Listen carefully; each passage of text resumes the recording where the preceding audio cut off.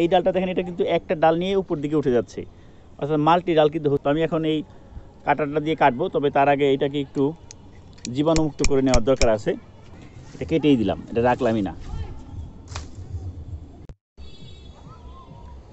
সুপ্রিয় দর্শক মণ্ডলী, এই মুহূর্তে পৃথিবীর যে প্রান্ত থেকে ইউটিউব অথবা ফেসবুক প্ল্যাটফর্ম থেকে আমার এই ভিডিও দেখতেছেন, সকলের উদ্দেশ্যে হারুন ব্লগ বিডির পক্ষ থেকে আসসালামু আলাইকুম। যেহেতু জুন মাসের শেষে জুলাই মাস চলে আসতেছে, এই সময় কিন্তু আম গাছ প্রুনিং করে দেওয়ার সময়, অর্থাৎ আপনার আম গাছে যদি কোনো আম না থেকে থাকে তাহলে আম গাছটা এখনই প্রুনিং করে দিতে পারেন। সেক্ষেত্রে পরবর্তী সিজনে অনেক ভালো ফলন পাবেন এবং গাছটা অনেক ঝোপালো হবে। আপনাদের আমি উদাহরণ হিসাবে আমার ছাদ বাগানে একটা আম গাছ দেখাচ্ছি, যেটা আমি গত সিজনে প্রুনিং করে দিয়েছিলাম এবং কত সুন্দর একটা গাছ হয়েছে দেখেন। বন্ধুরা দেখতে পাচ্ছেন, এই যে একটা আমার আম্রপালি গাছ। এই গাছটা কিন্তু অনলি একটা ডাল ছিল। এই ডালটা হচ্ছে, এই দেখাই ভিতরের দিকে, এই যে একটা ডালই কিন্তু ছিল এখানে। এই ডালটা কেটে দেওয়ার ফলে কিন্তু কত সুন্দর একটা শেপে গাছ হয়েছে। এছাড়া এর পাশে আরেকটা আম্রপালি গাছ আমি আপনাদেরকে দেখাই। এই গাছটা তো আম ছিল না, এটাও কিন্তু আমি একদম হার্ড প্রুনিং করে দিয়েছিলাম। এই যে দেখেন, এইখান থেকে হার্ড প্রুনিং করে দেওয়ার ফলে, এই যে এখান থেকে হার্ড প্রুনিং করে দেওয়ার ফলে একেবারে ঝোপালো একটা গাছ হইতেছে। অর্থাৎ একটা ডাল কেটে দেওয়ার ফলে কিন্তু মাল্টি ডাল হচ্ছে এই গাছে। তো ঠিক এইভাবে আমি এই কারণে আমার এইখানে যে একটা রেড পালমার আম গাছ আছে, দেখতে পাচ্ছেন বন্ধুরা, আপনাদেরকে আমি আম গাছটা নিচের দিক থেকে দেখাই। এই গাছটাও মোটামুটি ঝোপালো, তবে আমি চাচ্ছি যে যেহেতু এটা ছাদ বাগানের গাছ, গাছটা আরেকটু ঝোপালো করার জন্য, এই কারণে আমি এখন এই গাছটাকে একটু প্রুনিং করে দেব। আর প্রুনিং করলে কি হবে, গাছ সেই শাখার চারদিক থেকে আরও মাল্টি শাখা বের হবে।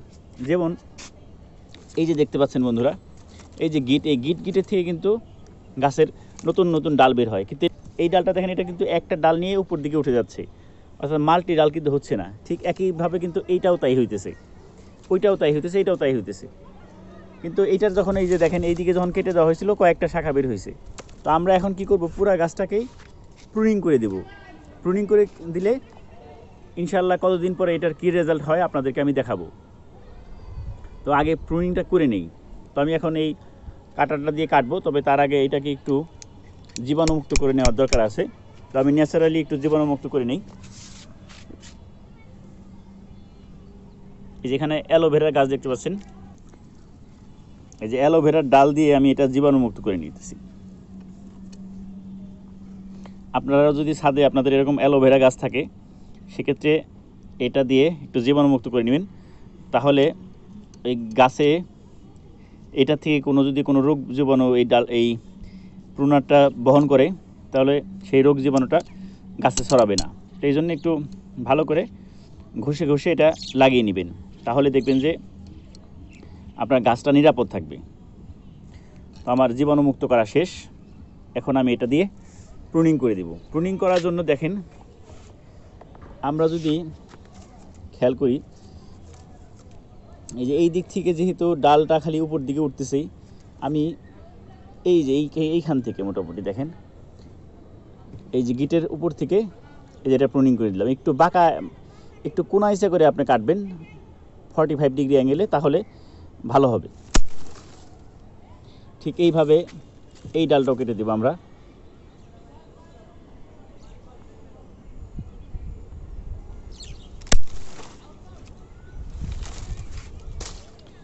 এইভাবে আমরা এই ডালটাও কেটে দেব।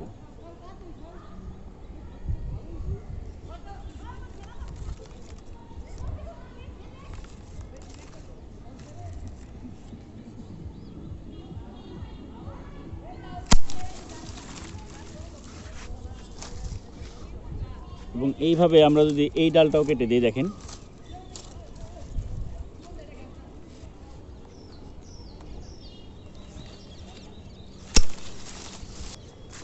এরপরে আরও কোনো ডাল রয়ে গেল কি না।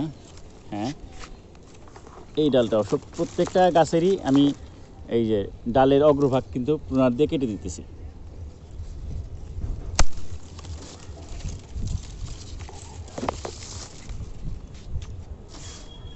এই দেখেন বন্ধুরা, কতগুলো ডাল কিন্তু এখান থেকে আমি কেটে ফেললাম আপনাদের সামনেই। এখন গাছের শেপটা এরকম আছে। এখন দেখা যাবে যে কয়েকদিন পরে এই যে এটার চারদিক দিয়ে নতুন নতুন কুশি বের হয়ে গাছটা কিন্তু আরও অনেক সুন্দর ঝোপালো হয়ে যাবে। আর এখন আরেকটা কাজ করতে হবে, এই প্রত্যেকটা কাটা মাথার মধ্যে আপনার বাসায় যদি কোনো ফাঙ্গিসাইড থাকে তাহলে সেটা একটু লাগিয়ে দিবেন। আর যদি না থাকে সেক্ষেত্রে আপনারা একটু মাটি দিয়েও লাগাইতে পারেন। যেমন আমার কয়েকদিন আগে কিন্তু ঝড়ে এখানে একটা আম ছিল, পড়ে যাওয়ার কারণে আমি এখানে একটা ফাঙ্গিসাইড লাগিয়ে দিয়েছিলাম, কারণ এই ডালটা এখান থেকে একটু ক্ষতিগ্রস্ত হয়েছে। তবে এখন আমি চাইলে একটা কাজ করতে পারি, যেহেতু এটা ক্ষতিগ্রস্ত হয়েছিল, এই ডালটা আমি এইখান থেকে কেটে দিই, যাতে এইখান থেকে নিচ থেকে আরও নতুন ব্রাঞ্চ বের হয়। এটা কেটেই দিলাম, এটা রাখলামই না। বন্ধুরা দেখতে পাচ্ছেন আমার হাতে এই যে একটা ফাঙ্গিসাইড, এটা হলো মেনসার। তো এটা আমি এখন, আপনারা পেস্ট বানিয়েও লাগাইতে পারেন, অথবা আপনার হাতের আঙ্গুলে একটু একটু করে ভরে একটু একটু করেও লাগাইতে পারেন। এই যে এইভাবে জাস্ট, এই যে দেখেন, এইভাবে প্রত্যেকটা মাথায় আপনার লাগিয়ে দিতে হবে ফাঙ্গিসাইড।